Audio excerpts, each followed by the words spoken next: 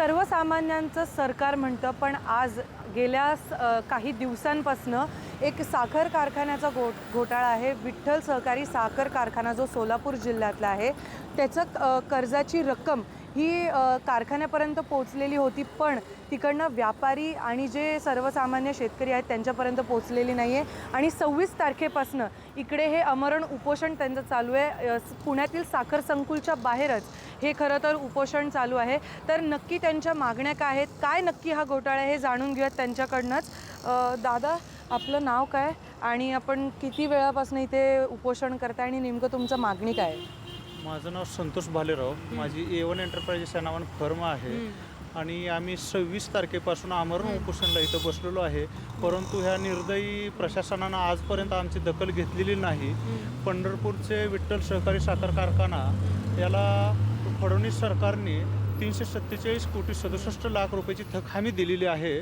परंतु शरदचंद्रजी पवार गटाचे जे आत्ता विद्यमान आमदार आहेत अभिजित धनंजय पाटील व त्यांच्या संचालक मंडळाने हे पूर्णपणे 347 कोटी 67 लाख रुपये जे आले त्याचे पूर्णपणे घोटाळा करून ते पैसे त्यांनी निवडणुकीच्या कारणासाठी वापरले गेलेले आहेत.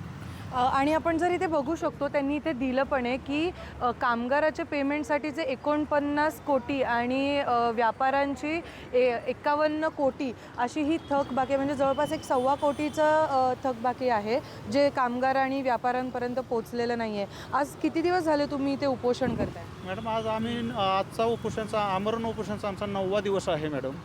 आणि हे जे व्यापाऱ्यासाठी 59 कोटी 75 लाख रुपये आले होते आणि कामगारासाठी 41 कोटी 87 लाख रुपये आले होते. यातले कोणालाच त्यांनी काही न देता या पूर्णपणे रकमेचा पूर्ण गैरवापर केलेला आहे. आणि ह्याच्यामध्ये साखर आयुक्त, त्यांचे अधिकारी, त्याच्यानंतर प्रादेशिकचे अधिकारी आणि ॲडिटरसुद्धा हे सगळे या गोष्टीला जबाबदार आहेत. त्यांनी ह्या संगनमताने हा एवढा मोठ्या रकमेचा अपहार केलेला आहे मॅडम.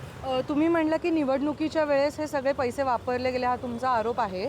तर मग तुम्हाला असं काही दिसलं का त्यातून की जी रक्कम होती, जी रक्कम तुमच्यापर्यंत खरं तर पोचायला पाहिजे होती ती पोचली नाही आहे? आणि निवडणुकीच्या काळात असं काही आढळून आलं किंवा दिसून आलं का की तुम्हाला त्याचा प्रत्यय आला की बाबा आपली रक्कम ही वापरण्यात आलेली आहे दुसऱ्या कारणासाठी किंवा निवडणुकीच्या कारणासाठी? मॅडम, आम्ही त्यांना आज पैसे येऊन 9 महिने झाले, त्यांना विनियोग मागतोय. खरं तर हा विनियोग त्यांनी प्रत्येक महिन्याला द्यायचा होता असं शासन निर्णयामध्ये नमूद आहे. परंतु त्यांनी अद्यापर्यंत विनियोग सादर केलेला नाही. आज 9 महिने झाले आणि साखर आयुक्त ह्या गोष्टीवरती म्हणजे त्या डोळे झाक करतंय, त्यांना पाठीशी घालतंय असा त्यांचा आमच्यावर स्पष्ट आरोप आहे. आणि त्यांनी निवडणुकीमध्ये वारेमाप पैशाचा वापर केला आहे. त्यांना आम्ही पैसे कुठे गेले याचा विनियोग मागतोय. आम्ही पाठीमागं सुद्धा आमची मागणी आहे, विनियोगाचा दाखला आम्हाला बँक स्टेटमेंट आणि वाउचर सहित मिळावा, मंजुरीच्या बिलासहित मिळावा.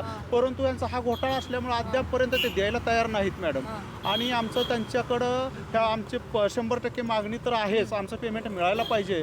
ह्याच्यामध्ये जे संचालक मंडळ आणि चेअरमन जे जबाबदार आहेत ते संचालक मंडळ पूर्णपणे बरखास्त केलं पाहिजे. म्हणजे अद्यापही एवढं सगळं होऊ नये, अद्यापही झालेलं नाही आहे बरखास्त? अद्यापपर्यंत बरखास्त झालं नाही. उलट साखर आयुक्त यांना पाठीशी घालतायत असा आमचा त्यांच्यावर स्पष्ट आरोप आहे.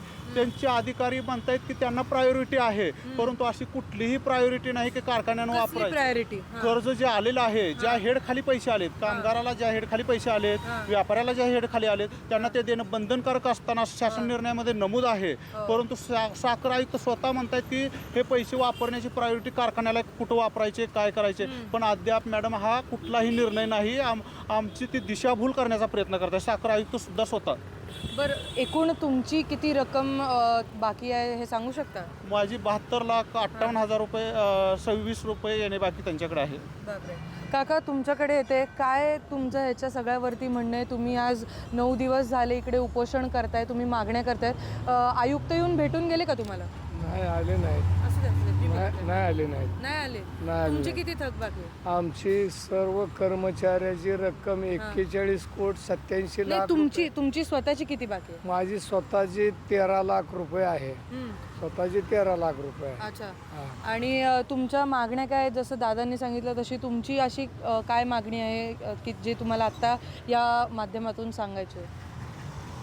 मॅडम, आता आमची मागणी सर्व कर्मचाऱ्याची शासनाच्या थक हमीवरून 347 कोटी रुपये दिलेले होते. त्यापैकी आमचं 41 कोटी 87 लाख रुपये सर्व कर्मचाऱ्याची रक्कम द्यायला पाहिजे होती. ते अद्यापर्यंत 9 महिने झाले यांनी झोपीचं सोडून घेतलेलं आहे. आम्ही सहकार मंत्र्याकडे गेलतो. सहकार मंत्र्यांनी आदेश केला तरीसुद्धा साखर आयुक्त हे डोळे झाकपणा करून तसंच गप्प बसलेला आहे. काका एक सांगा, आता वारंवार सारख्या साखर संकुल किंवा साखरेच्या संदर्भातले इथेच सारख्या बैठका होत असतात. राज्याचे उपमुख्यमंत्री देखील त्याचा आढावा बैठक घेत असतात. पण त्या सगळ्यामध्ये तुम्ही आज 9 दिवस झाले, काही दिवसांपूर्वीच बैठक झाली, तेव्हासुद्धा इथे येऊन कोण तुम्हाला भेटून नाही गेलेले आणि हा जो सारखा सगळा साखर कारखान्यातले होणारे घोटाळे आहेत हे बाहेर येत असताना तेव्हा त्याचा राजकीय हस्तक्षेप करून ते दाबण्याचा प्रयत्न चालू आहे का? असंच आम्हाला वाटतंय. तुमचा आरोप आहे ह्याच्यावर? आमचा आरोपच आहे वा असं वाटतंय. परवा आम्ही माननीय देशाचे राष्ट्रवादी काँग्रेसचे अध्यक्ष शरद पवार साहेब इथं आलते कार्यक्रमाला, इथं मीटिंगला आल्यानंतर साहेबांनी इथं आमच्या उपस्थळी भेट दिली. भेट दिल्यानंतर साहेब म्हणलं आमच्यावर अन्याय होतो तेवढा तुम्ही दूर करायला पाहिजे म्हणलं. ते म्हणले बरं बघू म्हणले. आम्ही आत गेल्यानंतर त्यांना आम्ही पत्र दिलं, निवेदन दिलं.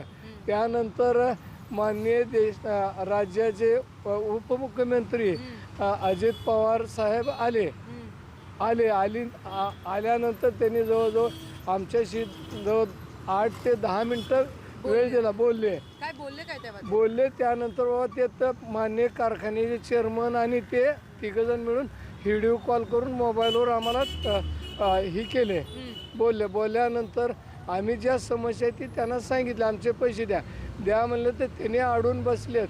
गेली पाठीमागचे 31 महिन्याचा पगार आणि 15% फरक, 12% फरक आणि बोनस आणि हंगामी कर्मचाऱ्यांना रिटेन्शन अलाउन्स आणि रजेचा पगार द्यावा. त्यासाठी म्हटले ते बंद काळातले पाठीमागचे पैसे होते तर पाठीमागच्या काळातच देण्यासाठी पैसे आलेले आहेत. त्यासाठी पैसे आले. मग त्याच्यानंतर म्हणले हे पैसे तुम्ही एक सीझन बंद होता तर मॅडम त्यासाठी तो म्हणतो साधारण कारखान्याचे नजर राखायसाठी वॉचमेन, पाणीवाला, वायरमन आणि प्रत्येक ऑफिसला 1, 2, 3 माणसं अशी एकदम कमीच ठेवलेली होती. तरी त्याचा खर्च काय त्यात नाही, त्याचा पाठीमागचं देत नाही म्हणते.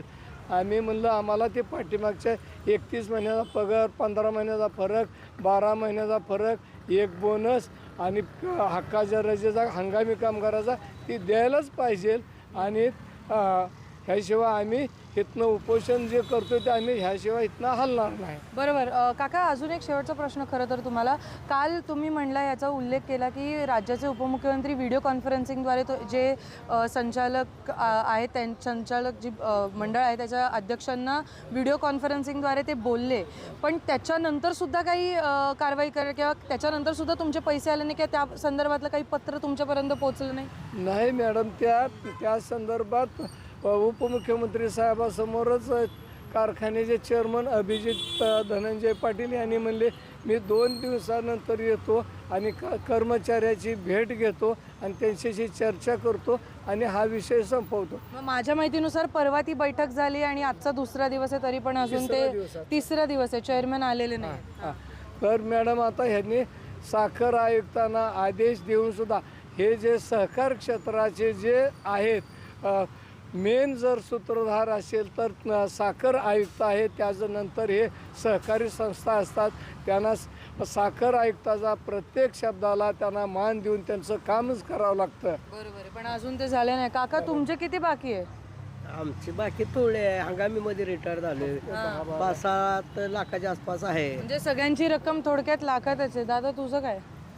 मी यांचा मुलगा आहे. अच्छा. ज्यांचे 72,58,026 रुपये राहिलेत, व्यापारी यांचा मुलगा मी आहे. अच्छा. तुझं काय इकडे नाही थोडस काय मागणी काय आहे तुझी दादा? कारण तू आता काय यंग जनरेशन आपण म्हणतो हे सगळं तू बघतोयस, तुम्हालाच पुढे ते करायचं काय? तू हे सगळं जे बघतोय साखर कारखान्याचा जो घोटाळा आहे तो वारंवार होतो, राजकीय हस्तक्षेप त्यामध्ये होतो आणि त्यावरती एवढं सगळं उपमुख्यमंत्री येऊन देखील काही होत नाही, त्याच्यावरती तुझं काय म्हणणं? माझं असंच म्हणणं आहे की ज्या कामगारांची थकबाकी राहिली, व्यापाऱ्यांची थकबाकी राहिली, त्यांनी देऊन टाकावी.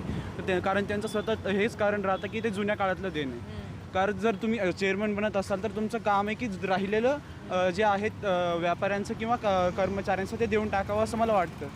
कारण तुम्ही ज्याच्यासाठी पैसे आणता त्या पैशाचा वापर त्याच्यासाठी व्हावा असंच माझी मागणी आहे. नक्कीच. खरं तर आपण बघितलं आता की गेल्या 9 दिवसांपासून इकडे यांचं उपोषण चालू आहे. विठ्ठल सहकारी साखर कारखाना जो सोलापूर जिल्ह्यातला आहे याबद्दल अनेक घोटाळे नेहमी समोर येत असतात. अभिजित पाटील ह्यांनी असा आरोप पण केला आहे याबद्दल की राजकीय हस्तक्षेपामुळे आणि जे पैसे खरं तर आलेले होते त्याचा दुरुपयोग केला आणि ते निवडणुकांमध्ये वापरण्यात गेले असं देखील त्यांचं म्हणणं आहे. त्यासोबतच राज्याचे उपमुख्यमंत्री अजित पवार जेव्हा 2 ते 3 दिवसापूर्वीच इथेच साखर संकुलला VSIची जी बैठक झाली, वसंतदादा शुगर इन्स्टिट्यूटची, ज्याच्यात सगळं साखर आणि या संदर्भातली बैठक होते, AIच्या संदर्भातली ती बैठक होती. जेव्हा असा पुढारलेला विचार करता तेव्हा सर्वसामान्यांचा विचार का होत नाही इथे हा सगळ्यात पहिले प्रश्न उपस्थित होतो. जेव्हा आदेश देण्यात आलेले होते की ह्यांचा जो काही प्रॉब्लेम आहे, ह्यांचे जे काही तक्रारी आहेत त्याच्यावरती लवकरात लवकर अंमलबजावणी व्हावी, तरी देखील आजचा 3रा दिवस आहे. आदेश दिल्यानंतर तरी अद्यापही त्याच्यावरती काही कारवाई नाही. गेले 9 दिवसांपासून हे इथे आहेत आणि त्यांनी जोवर त्यांच्या मागण्या पूर्ण होत नाही, जोवर त्यांचे पैसेही येत नाही, तोवर हे आंदोलन किंवा आमरण उपोषण चालू ठेवण्याचा इशारा दिलेला आहे. NDTV मराठीसाठी रेवती हिंगवे, पुणे.